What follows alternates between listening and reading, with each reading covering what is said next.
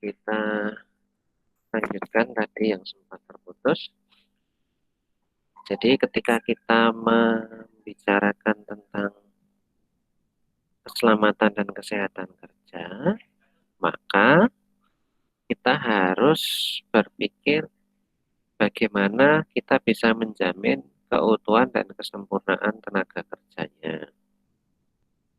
Bagaimana kita bisa menjamin hasil karyanya dalam keadaan baik, dan bagaimana kita bisa menciptakan kebiasaan atau budaya itu. Jadi kalau dulu ketika kita masih kecil, kita sering diajari oleh orang tua kita untuk berhati-hati ketika misalnya mencuci piring, jangan sampai jatuh. Kemudian ketika misalnya memasak sesuatu atau ketika setelah mengepel lantai misalnya. Kemudian dari sisi keilmuan, K3 ini adalah suatu ilmu pengetahuan dan penerapannya dalam upaya mencegah kecelakaan. Nah, kecelakaan ini kan sesuatu yang sering kita lihat, mulai dari yang sangat sederhana, misalnya Anda menulis sesuatu di atas meja belajar Anda, kemudian pensilnya jatuh. Pensil yang jatuh kemudian menyebabkan pensil itu ujungnya patah. Nah, itu sebuah contoh kecelakaan yang kecil, yang sangat sederhana. Sampai ke kecelakaan berat, misalnya tenggelamnya kapal, jatuhnya pesawat, atau kebakaran di industri atau pabrik. Gitu. Nah, itu perlu kita pikirkan, kita perlu upayakan supaya kecelakaan-kecelakaan seperti itu bisa kita cegah. Nah, disitulah pentingnya ilmu tentang keselamatan dan kesehatan kerja ini. Baik, berikutnya tujuan K3. Tujuan K3 yang pertama adalah melindungi pekerja dan orang lain. Jadi, ketika ada pekerja, maka kita perlu lindungi. Ketika ada orang lain di tempat bekerja itu juga perlu kita lindungi. Misalnya suatu ketika kita bekerja di sebuah industri tahu misalnya. Kemudian ada pembeli datang. Nah, K3 ini tidak hanya memikirkan para pekerja, tetapi juga orang lain yang kebetulan ada di tempat kerja itu.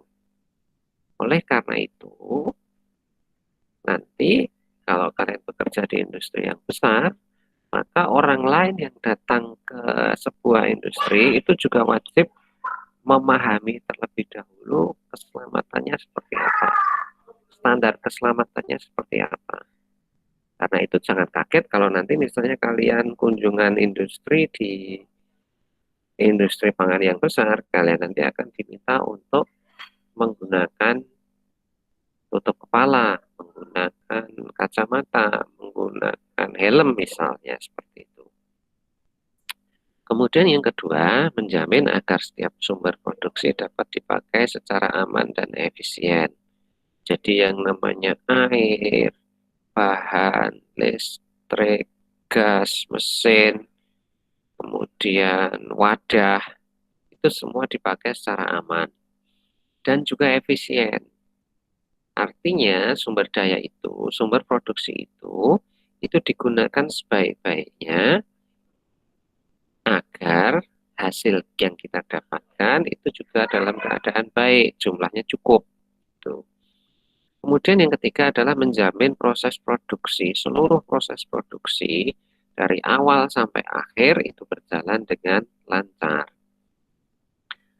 Nanti ketika kalian kembali lagi, ketika kalian nanti belajar di lab, sudah mulai praktikum di lab, maka kalian juga akan pelan-pelan melaksanakan ini. Bagaimana nanti kalian harus menggunakan jas di lab atau pelindung yang lain, misalnya penutup kepala atau mungkin sarung tangan. Kemudian kalian juga harus belajar bagaimana menggunakan alat-alat lab dengan aman. Kalian juga harus belajar bagaimana misalnya kalau kalian bekerja di lab, kita harus membuka jendela, kita harus memastikan pembuangan air berjalan dengan baik, kita harus memastikan bahwa semua memahami cara menggunakan alat. Tujuan akhirnya adalah supaya proses praktikum itu di lab itu seluruhnya berjalan dengan lancar dan baik, tidak ada hambatan apapun. Kemudian fokus yang perlu kita pikirkan adalah yang pertama kecelakaan kerja. Itu harus kita cegah. Kepleset itu harus kita cegah. Makanya kalau kalian bekerja kemudian kalian menumpahkan air, maka tanggung jawab kalian membersihkan tumpahan air itu. Kalau kalian bekerja, kalian menjatuhkan pisau misalnya, maka tanggung jawab kalian untuk mengambil kembali pisau itu. Tujuan akhirnya adalah mencegah kecelakaan yang bisa terjadi gara-gara air atau pisau yang jatuh itu. Kemudian yang kedua adalah mencegah penyakit akibat kerja. Penyakit akibat kerja itu misalnya kalian bekerja di sebuah dapur, masaknya masih pakai kayu, kemudian ternyata kalian tidak tahan, begitu kena asap dari kayu atau areng misalnya, kalian langsung batuk-batuk. Nah, ini harus kita pikirkan juga bagaimana mencegahnya.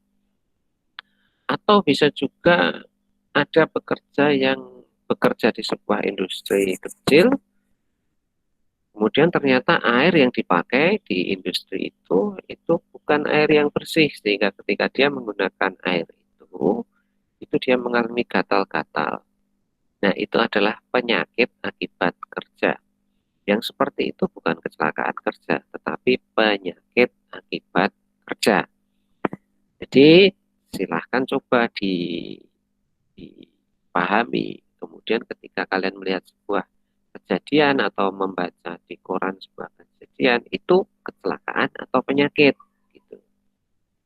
Kalau misalnya kalian bekerja di industri, kemudian terjadi kebakaran, itu kecelakaan kerja.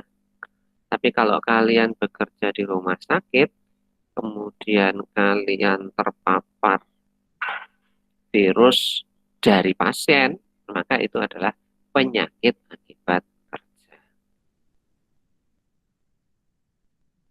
Kecelakaan kerja adalah suatu kejadian yang tidak dikehendaki yang mengacaukan proses yang telah diatur dari suatu aktivitas dan dapat menimbulkan kerugian harta benda dan korban manusia. Sementara penyakit akibat kerja adalah penyakit yang timbul karena, maaf ini kalimatnya kurang pas. Penyakit yang timbul berhubungan dengan pekerjaannya. Nah, tadi saya tidak tahu tadi saya sudah sampaikan apakah sebelum putus atau sesudah putus tadi ya saya lupa. Kita punya undang-undang tentang keselamatan kerja. Tapi undang-undangnya sudah lama ini. Tahun 70. Tahun 70 itu saya saja belum lahir, apalagi kalian. Nah, di Undang-Undang tahun 70 ini dijelaskan bahwa untuk melaksanakan undang-undang ini, undang-undang tentang keselamatan kerja ini, ada 3 unsur yang sangat menentukan. Yang pertama adalah tempat kerjanya. Tempat kerja tentu harus diupayakan dalam keadaan baik. Kemudian tenaga kerja. Tenaga kerja itu juga harus diupayakan dalam keadaan paham dengan pekerjaannya, paham dengan resiko pekerjaannya, paham dengan kemungkinan-kemungkinan kecelakaan yang mungkin terjadi di pekerjaannya. Kemudian yang ketiga, sumber bahayanya. Jadi industri itu, perusahaan itu, instansi itu harus paham juga bahwa ketika dia sedang beroperasi, itu ada sumber bahaya yang mungkin akan menjadi potensi penyebab kecelakaan atau penyakit. Mulai dari ruang kerja sampai ke toilet misalnya. Mulai dari air sampai listrik misalnya. mulai dari alat terkecil misalnya pisau sampai mesin-mesin besar misalnya. Nah, semua itu harus dipahami resiko-resikonya apa. Tuh. Apalagi kalau kalian nanti bekerja di rumah sakit, itu resikonya besar sekali. Tidak hanya dari alat, tetapi juga dari kemungkinan terpapar penyakit dari pasien. Baik, kita perlu memperhatikan tempat kerja. Nah, apa yang perlu kita perhatikan? Tempat kerja itu adalah sebuah bentuk usaha. Usaha itu bisa bersifat ekonomis, artinya mencari keuntungan, misalnya industri pangan, industri kesehatan, maupun usaha sosial. Misalnya kita bekerja di tempat yang sifatnya sosial, misalnya di panti asuhan, atau di pondok pesantren, atau di sekolah misalnya. Tetap kita harus perhatikan, apakah kemudian di industri resikonya lebih kecil, lebih besar, bisa jadi. Tetapi itu tidak kemudian membuat tempat kerja yang sifatnya sosial itu tidak ada resikonya. Kemudian yang kedua, kita juga harus memperhatikan tenaga kerja yang bekerja di dalamnya. Tenaga kerja itu ada yang tenaga kerja tetap, artinya bekerja terus-menerus, atau hanya sekali waktu, sekali waktu. Sekali waktu itu misalnya listrik di rumah kita, listrik di pabrik kita rusak misalnya. Kemudian kita memanggil teknisi dari luar. Nah, itu berarti hanya bekerja sewaktu-waktu. Kemudian yang ketiga adanya sumber bahaya. Baik, ketika kita menegakkan aturan keselamatan dan kesehatan kerja, maka ada tiga hal yang perlu kita pahami. Yang pertama adalah hukumnya. Hukumnya. Pemerintah sudah membuatkan aturan. Tetapi pertanyaan berikutnya, apakah kemudian semua aturan itu harus didekati dengan sebuah pendekatan hukum? Apakah kemudian semua yang melanggar harus masuk penjara? Apakah kemudian semua orang yang tidak menaati harus diadili? Nah, setelah itu kita masuk ke kemanusiaan. Tentu kita harus membedakan antara industri yang besar dengan industri kecil ketika menegakkan aturan-aturan keselamatan kerja itu. Tentu kalau industri besar, fasilitasnya lengkap, kita bisa melakukan penegakan hukum secara efektif.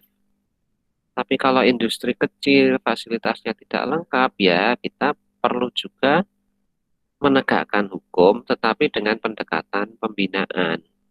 Kita bina dulu, jangan langsung dihukum. Kemudian yang ketiga, pendekatan ekonomi. Sekalipun kita harus menegakkan aturan keselamatan dan kesehatan kerja, tapi kondisi ekonomi perlu kita pikirkan juga.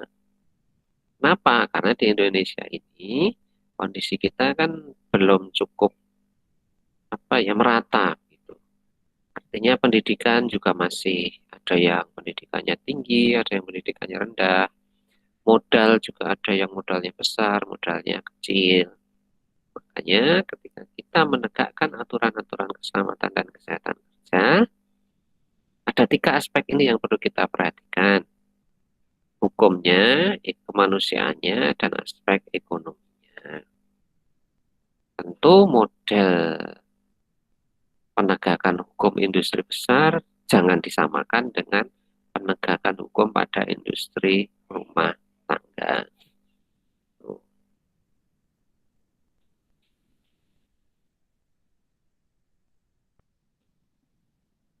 Baik, pendekatan hukumnya harus dipahami juga bahwa keselamatan dan kesehatan kerja ini ada undang-undangnya. Dan undang-undang adalah sesuatu yang wajib dilaksanakan. Dan di dalam undang-undang itu ada sanksinya. Kenapa undang-undang ini penting? Karena kita harus melindungi manusia. Kita harus melindungi aset dari industri itu. Kita harus melindungi lingkungan hidup di mana industri itu ada. Makanya sangat perlu bagi kita untuk memahami hukum keselamatan dan kesehatan kerja ini sebelum kita memulai sebuah usaha. Dan sangat penting juga kalau nanti kalian bekerja di industri atau di rumah sakit untuk memahami hukum keselamatan kerjanya seperti apa di industri semacam itu. Tuh. Kemudian pendekatan kemanusiaan. Selain tadi kita perlu mempertimbangkan kondisi industrinya, kita juga harus paham bahwa kecelakaan itu nanti akan menimbulkan penderitaan.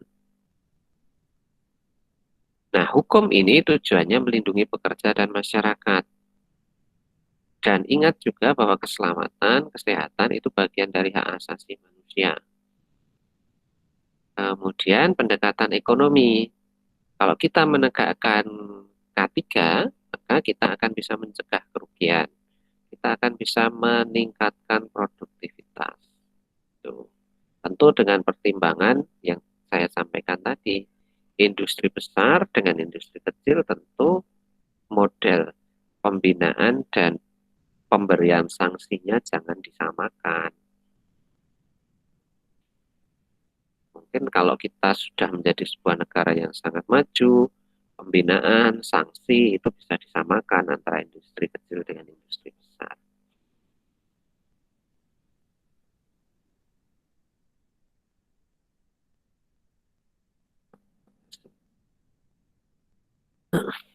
Baik, aspek penerapan K3. Duh, jalan sendiri. Ada perencanaan. Jadi ketika kita merencanakan sesuatu, mendirikan industri, maka kita harus berpikir bagaimana cara memasang alat-alatnya, memasang sarana prasarananya. Nah, ternyata ini jalan sendiri memang PowerPoint. Maaf. Kita harus berpikir bagaimana memasang pintu, bagaimana memakai alat itu, dan bagaimana merawat. Kemudian kita harus berpikir bagaimana mengendalikan proses administratifnya, catatannya seperti apa. Kemudian urusan izinnya bagaimana. Perlu kita harus juga berpikir tentang standarisasi, apakah kita mengikuti standar nasional atau standar internasional tentang keselamatan itu. Dan juga kita perlu berpikir sertifikasi, misalnya sertifikasi HACCP. Jadi kita belajar dulu tentang di mana terjadi potensi bahaya, kemudian bagaimana mengendalikan potensi bahaya itu. Tujuannya semuanya untuk mencegah kecelakaan dan penyakit akibat kerja tadi. Baik, sebelum memulai sebuah pekerjaan, ini pun kalian lakukan setiap saat kalian bekerja. Ketika kalian naik sepeda keluar dari halaman rumah menuju ke jalan, kalian akan tengok kanan, tengok kiri. Tujuannya apa? Mengetahui potensi bahaya. Di kanan ada kendaraan enggak? Di kiri ada kendaraan enggak? Itulah contoh sederhana tentang identifikasi bahaya. Tapi kalau di industri, kita harus paham dulu sifat semua bahan. Kita harus paham dulu bagaimana pekerjaan harus dilakukan. Kita harus paham bagaimana mengemas produknya. Kita harus paham bagaimana memindah produknya. Sampai kita harus paham bagaimana perilaku konsumen ketika menggunakan produk kita itu. Contohnya begini. Kalau kalian bekerja di industri mie instan misalnya sekelas Indofood ketika membuat Indomie, maka kalian akan diajari dulu di awal. Oh, kalau terigu ada bahaya enggak? Ada potensi bahaya enggak? Telur ada potensi bahaya enggak? Sampai di perilaku konsumennya. Apakah semua konsumen Indonesia memperlakukan produk mie instan kita itu dengan baik dan benar? Karena pada kenyataannya, mungkin kalian juga pernah melakukan nih. Kalian makan mie instan tetapi tidak dimasak.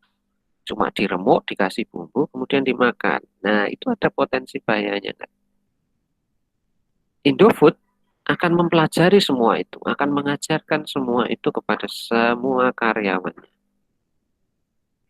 Sehingga semua karyawan paham betul bahwa ketika dia melakukan sesuatu, ketika dia memegang sesuatu, dia berhadapan dengan potensi bahaya apa. Nah, semua identifikasi potensi bahaya itu harus dicatat dan dipikirkan bentuk penanganannya dan dijadikan sebuah pedoman. Nah, kira-kira kalau kita berkuliah, kemudian hanya duduk di kelas, ada potensi bahaya atau tidak? Silahkan dipikirkan. Kalau kita bekerja di lab, tentu potensi bahayanya banyak. Berikutnya, ketika terjadi kecelakaan, misalnya kita sudah melakukan pekerjaan kita, kemudian muncul kecelakaan, terjadi kecelakaan, maka kita harus menemukan faktor penyebabnya. Misalnya, kalian bekerja di lab, kemudian terjadi beberapa kali air tumpah dari meja kerja di lab. Maka kita harus mencari faktor penyebabnya apa. Apakah karena mejanya terlalu kecil? Apakah karena mejanya miring? Apakah karena perilaku mahasiswa yang kurang baik sehingga airnya tumpah? Nah, itu perlu dicari penyebabnya. Kemudian setelah itu kita menentukan tindakan pencegahannya. Kalau mejanya terlalu sempit, misalnya pencegahannya kita bisa lakukan penambahan meja atau misalnya kita kurangi jumlah anggota kelompoknya supaya satu meja tidak menjadi terasa sempit. Kalau mejanya miring ya berarti kita harus memikirkan caranya meratakan meja itu. Kalau itu terjadi karena perilaku mahasiswa, maka ya kita harus mengingatkan mahasiswa bahwa ada potensi kecelakaan ketika bekerja tidak berhati-hati. Nah, apa akibat kecelakaan? Akibat kecelakaan itu banyak sekali. Manusia bisa luka ringan, bisa luka berat, bisa sampai kehilangan anggota tubuh, bisa sampai meninggal. Kemudian dari sisi material, itu kita akan kehilangan potensi keuntungan kita dalam bentuk uang. Misalnya bangunan rusak, mesinnya rusak, bahannya rusak, dan lain-lain. Kemudian ketika terjadi kecelakaan, maka jam kerja itu juga akan berkurang. Mengapa? Karena tempat terjadinya kecelakaan itu harus ditutup untuk kemudian dilihat apa yang menyebabkan dan setelah itu harus dibersihkan. Setelah benar-benar bersih baru bisa dipakai untuk bekerja. Tentu itu merugikan dari sisi waktu. Sedikit pengalaman dulu, UMS itu pernah mengalami kebakaran di lab. Dan efeknya itu lab itu tidak bisa digunakan sekitar 3 mingguan.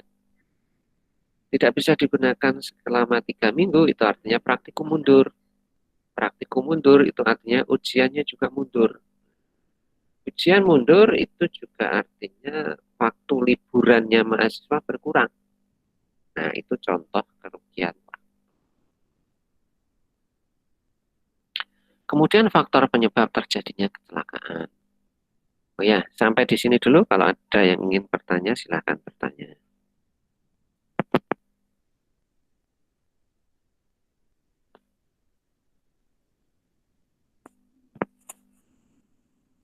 Tidak ada? Kalau tidak ada, saya teruskan.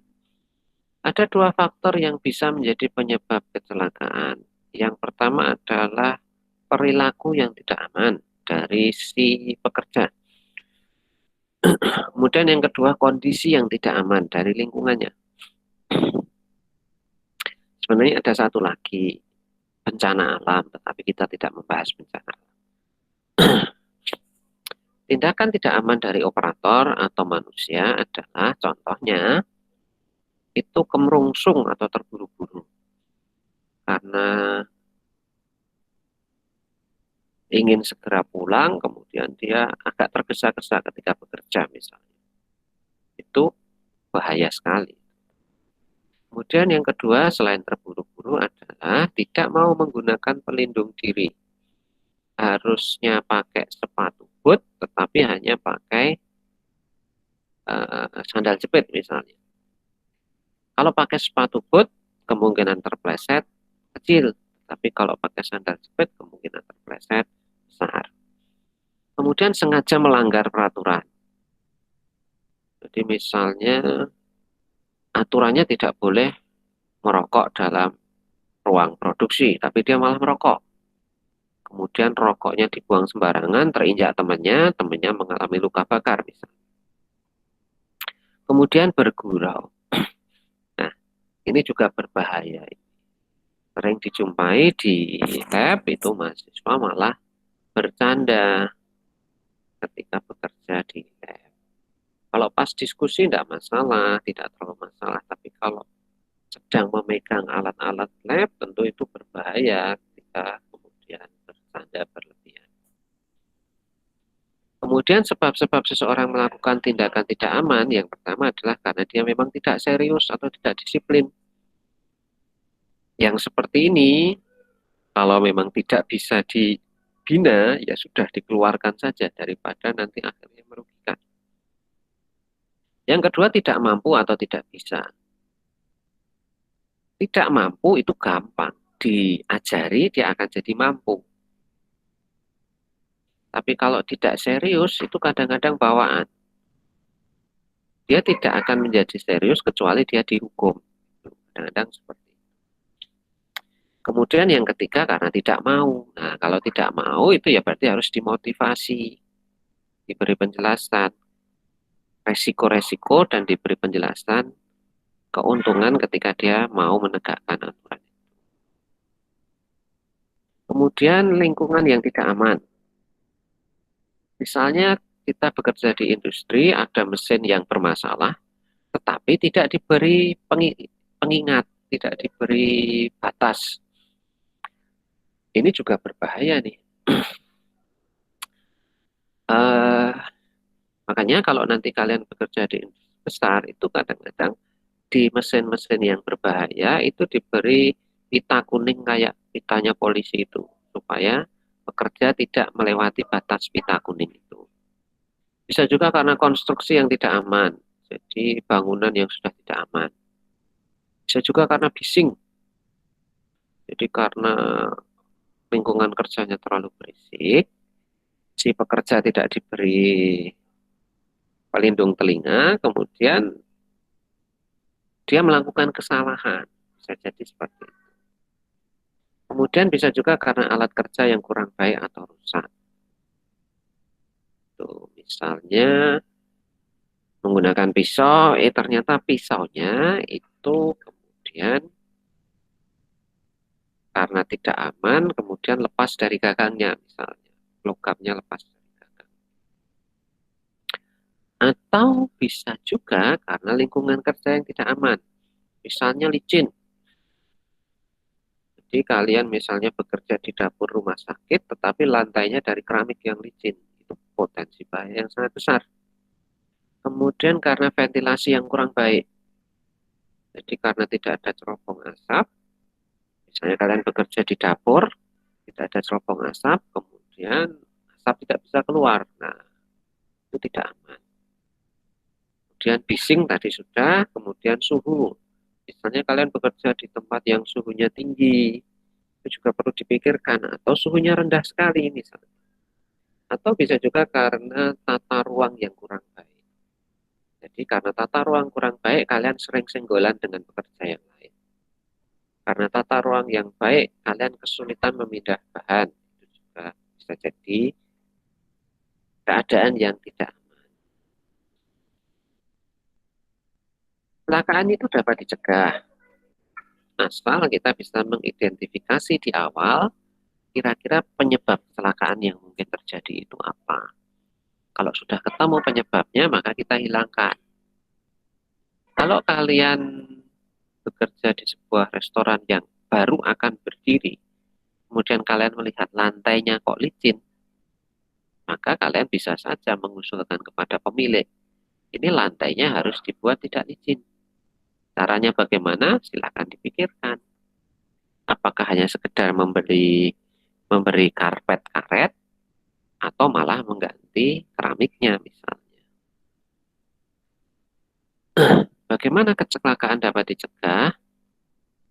Maka kita harus mengusahakan lingkungan kita itu tidak mengandung faktor yang membahayakan. Kemudian selain itu kita juga perlu memberi pemahaman kepada pekerja tindakan apa atau tindakan seperti apa yang aman dilakukan dan seperti apa yang tidak aman. Kalau pekerjanya paham, pekerjanya disiplin, kemudian lingkungan kerjanya baik, maka kecelakaan akan bisa kita cegah. Sumber kecelakaan itu ada banyak sekali. Mulai dari yang sederhana, misalnya tiba-tiba ada tikus. Nah, itu bisa jadi menjadi sumber kecelakaan. Atau misalnya mesin produksi yang tidak dirawat, itu juga bisa jadi sumber kecelakaan. Bisa juga karena lantai tadi yang terlalu licin. Bisa juga karena peralatan listrik atau kabel yang tidak pernah diperiksa, misalnya seperti itu. Nanti kalau kalian setelah kuliah ini, cobalah ke dapur. Kemudian kalian lihat kira-kira yang mungkin berpotensi menimbulkan kecelakaan apa saja itu di dapur. Tapi kalau kalian sudah PKL, praktek kerja lapangan, kalian akan bisa melihat dapur di industri itu seperti apa. Kemudian jenis atau tipe kecelakaannya. Bisa jadi kalian terbentur, atau bisa jadi bahan yang kalian pegang terbentur, atau bisa jadi alat yang kalian gunakan terbentur. Bisa juga terpukul, bisa juga kejepit, bisa juga jatuh. Nah, jatuh itu ada dua, jatuh di lantai atau permukaan yang tingginya sama, atau jatuh dari atas ke bawah. Kemudian lain-lain, bisa kesetrum, bisa kesedot, bisa terpapar panas, bisa kepleset, dan lain-lain. Kemudian kondisi yang berbahaya itu macam-macam juga. Ada pengamanan yang tidak sempurna. Misalnya kabel yang mestinya diselotip rapat, ternyata lupa belum diselotip. Ada bahan yang tidak seharusnya, atau alat yang tidak seharusnya. Misalnya seharusnya menggunakan pisau kecil, tapi menggunakan pisau yang besar. Ada kecacatan. Misalnya ini maaf, selang gas yang sudah mulai retak. Ada cara atau prosedur yang kurang aman. Ada tempat yang kurang terang atau malah terlalu terang. Ada juga iklim kerja yang tidak aman. Jadi misalnya perilaku masyarakatnya, tekanan dari atasan yang tidak aman misalnya. Misalnya atasannya galak banget atau atasannya terlalu santai.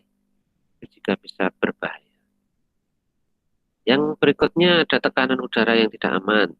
Jadi ruangannya pengap sekali. Misalnya. Kemudian ada getaran yang berbahaya. Misalnya kalian bekerja di dekat mesin diesel misalnya. Kemudian ada kelengkapan yang tidak lengkap atau tidak aman. Misalnya seperti itu. Kemudian tindakan berbahaya. Ada banyak nih. Dia tidak berhak melakukan sesuatu tapi dia lakukan. Misalnya merasa dia bisa memperbaiki tancapan listrik, kemudian dia nekat melakukan perbaikan tancapan listrik. Bekerja dengan kecepatan berbahaya, misalnya terlalu cepat bekerjanya.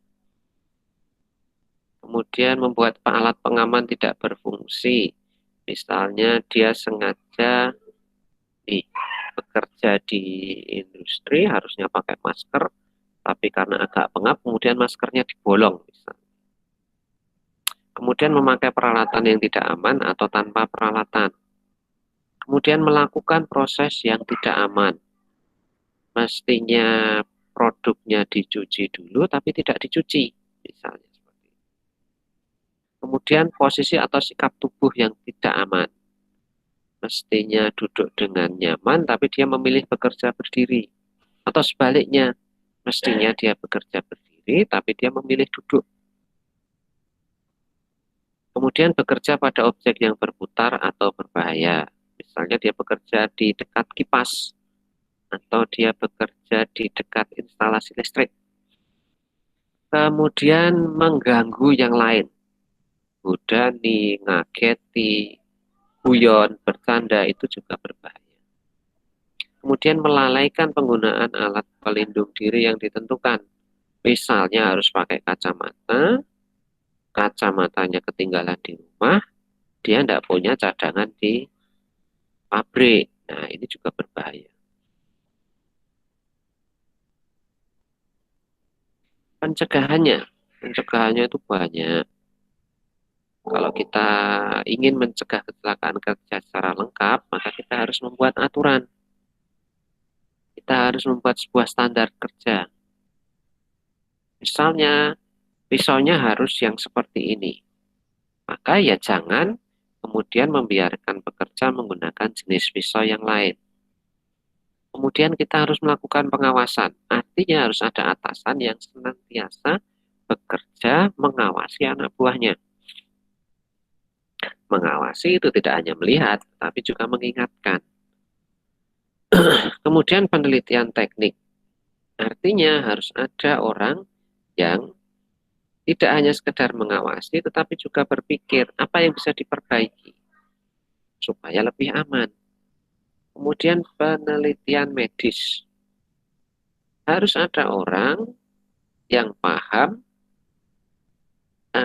bagaimana atau apa kondisi pekerja ketika bekerja. Ada nggak yang baru sakit? Kalau baru sakit ya jangan bekerja. Makanya kalau kalian nanti bekerja di industri yang menuntut produk yang sangat steril, misalnya susu, bisa jadi setiap hari kalian harus ke semacam klinik dulu untuk memastikan bahwa suhu tubuh kalian baik, tekanan darah kalian baik, nah itu baru boleh bekerja.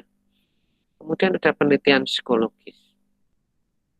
Sekali-sekali kita juga perlu memperhatikan kondisi pekerja kita. Misalnya ada nggak yang tampak stres? Ada nggak yang tampak orang ini kok terlihatannya cepat sekali lelah? Jangan-jangan aspek psikologis. Misalnya karena masalah keluarga atau masalah lingkungan itu juga harus dipikirkan.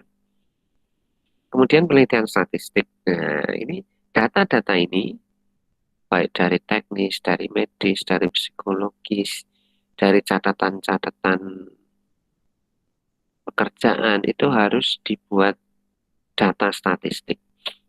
Misalnya begini, ada nggak kecenderungan pada jam-jam tertentu pekerja terlihat lelah? Nah, kalau ada, apa yang bisa dipikirkan? Ada nggak kecenderungan pada waktu-waktu tertentu pekerja mulai ngobrol? Tuh.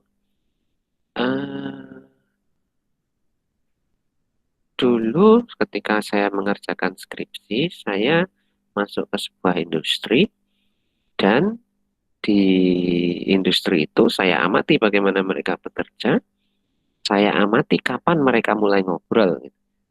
Dan ternyata pekerja mulai ngobrol itu ada di kisaran 2 jam setelah mulai bekerja. Nah, apa yang bisa dilakukan oleh industri itu?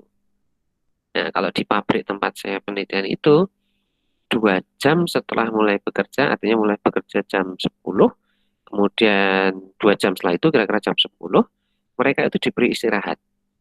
diberi istirahat 15 menit. Itu salah satu hasil dari statistik ini. Jadi ada kecenderungan, oh ini mulai ngobrol nih, berarti mending diistirahatkan sekalian. Tuh. Mereka bisa ngobrol 15 menit, kemudian mulai bekerja lagi. Ketika mereka mulai bekerja lagi, mereka nggak ngobrol. Seperti itu. Kemudian ada pendidikan. Kita perlu mendidik mereka, kita perlu melatih mereka, pekerja kita, supaya paham dengan alatnya, paham dengan lingkungannya, paham dengan rekan kerjanya. Sehingga kecelakaan bisa kita kurangi. Resiko kecelakaan bisa kita tutup. Kemudian persuasi. Persuasi itu artinya pekerja yang perlu mendapat perhatian itu diundang, diajak untuk ngobrol. Jadi misalnya kok ada pekerja yang cuma diem saja nggak pernah ngobrol, kemudian bekerja kok cuma bekerja, nggak pernah ngobrol, nggak pernah misalnya kalau istirahat ya cuma duduk, nggak pernah sholat, nggak pernah kemudian bercanda dengan teman-temannya. Nah itu perlu didekati, perlu kita ajak ngobrol. Ada masalah apa? Tuh. Persuasi ini juga termasuk di dalamnya ketika pekerja mulai melakukan kesalahan. Misalnya ada pekerja yang ketahuan dalam sehari itu 2 kali melakukan kesalahan misalnya. Nah itu bisa kita undang, kita tegur sekalian, kita ajak bicara. Sebenarnya ada masalah apa? Apakah nanti dia akan cerita masalahnya itu ada di tempat kerjanya, di alat kerjanya, di pribadinya atau di mana. Kemudian bisa juga kita menyiapkan insurance atau asuransi. Kemudian yang terakhir, semua ini nomor 1 sampai 11 dan juga kalau nanti ada proses-proses yang lain, itu harus dijelaskan secara lengkap kepada pekerja kita. Nah, faktor manusia ini salah satu penyebab kecelakaan yang besar. Kenapa? Karena pekerja kita itu heterogen. Bisa jadi ketika kalian bekerja di industri yang besar, kalian akan bertemu dengan pekerja yang dari suku lain, dari agama lain, dari ras lain, dari luar negeri misalnya. Nah, nanti perilaku mereka itu akan berbeda-beda. Kemudian, faktor manusia yang lain adalah kemampuan dan pendidikan mereka bisa jadi juga berbeda. Kecuali kalau industri itu sudah memberi patokan pasti bahwa pendidikannya semua harus sarjana. Kemudian skillnya sama karena semua diberi training yang sama. Bisa jadi seperti itu. Kemudian faktor manusia yang lain adalah pengetahuan tentang keselamatan. Kalau di industri besar bisa jadi pengetahuan tentang keselamatan itu sama karena di awal sebelum mereka mulai bekerja secara resmi mereka mohon maaf ketika mereka sudah mulai bekerja di perusahaan itu mereka sebelumnya sudah mendapatkan pengetahuan tentang keselamatan kerjanya. Tuh. Kemudian faktor teknis. Metode kerja yang tidak memenuhi standar. Nah, kalau di bahasa Inggrisnya itu sering disebut sebagai substandard condition ini, itu juga harus diperhatikan. Tapi kalau kita di industri pangan itu tentu tidak terkait dengan penggalian, pembangunan itu. Tapi kita sering juga terkait dengan proses mengangkut atau memindah.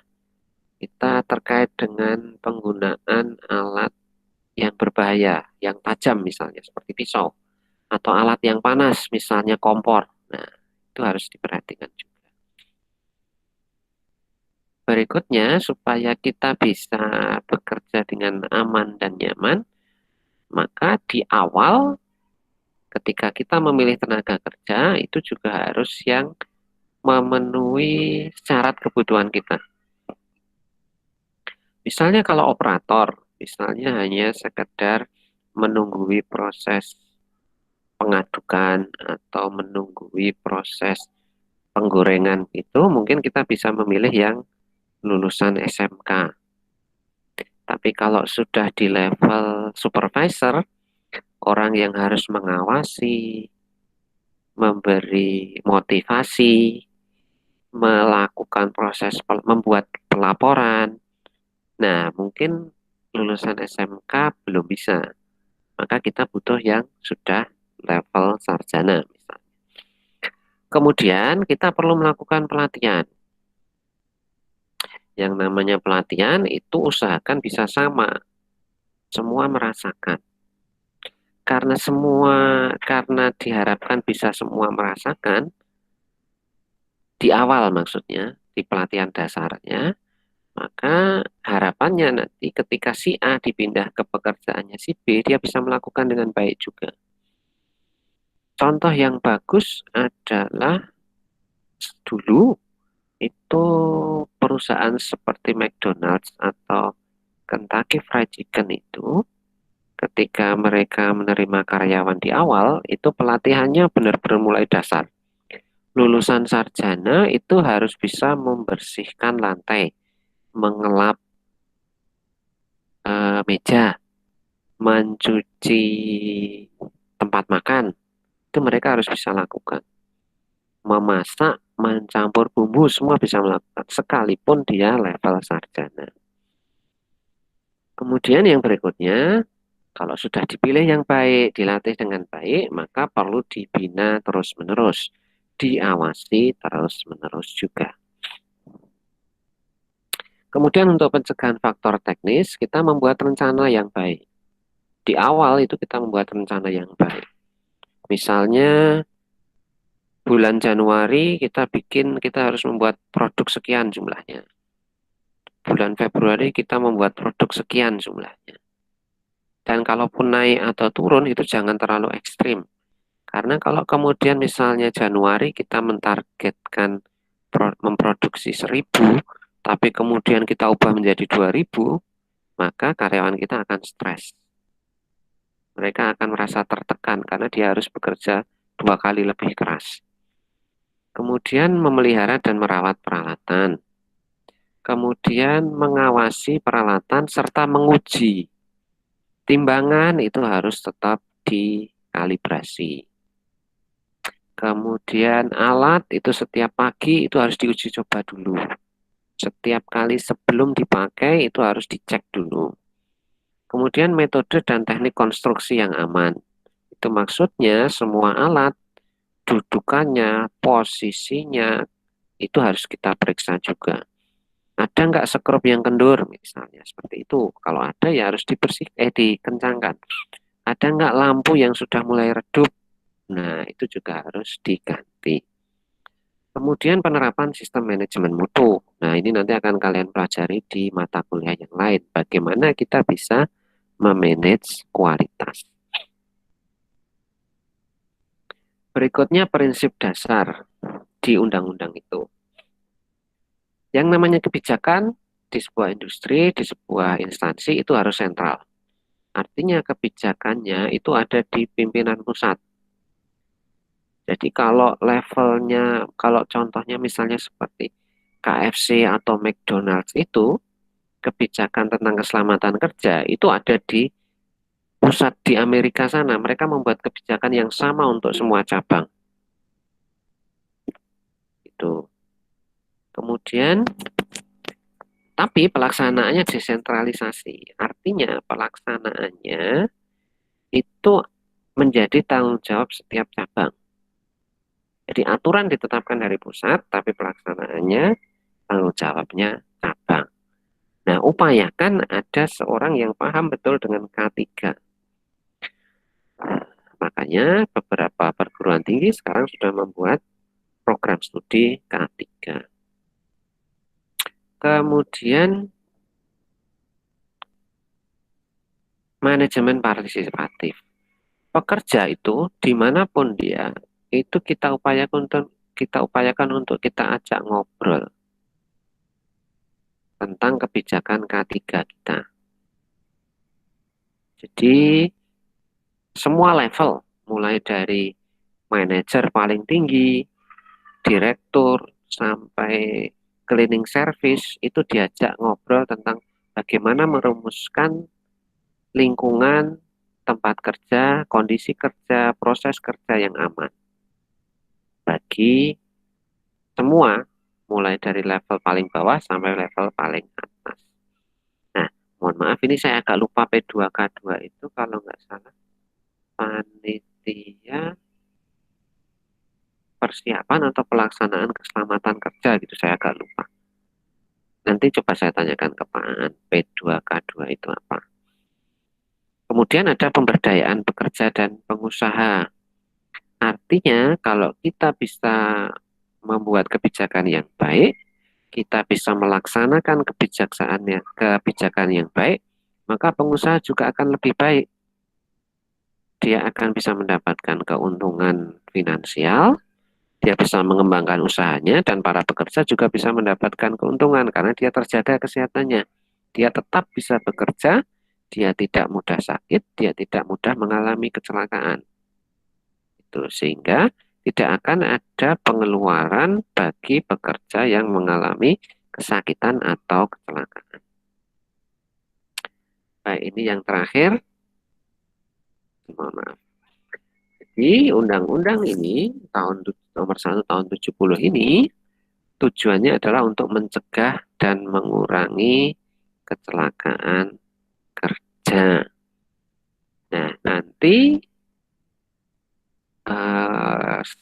nanti akan saya coba carikan draft undang-undangnya, kemudian nanti saya bagikan.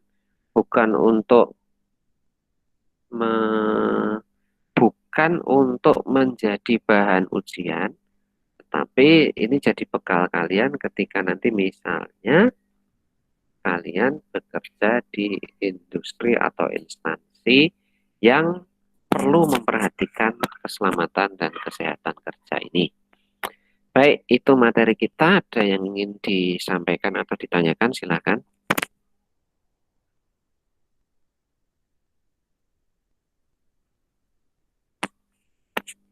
Yuk, monggo, ada yang ingin ditanyakan?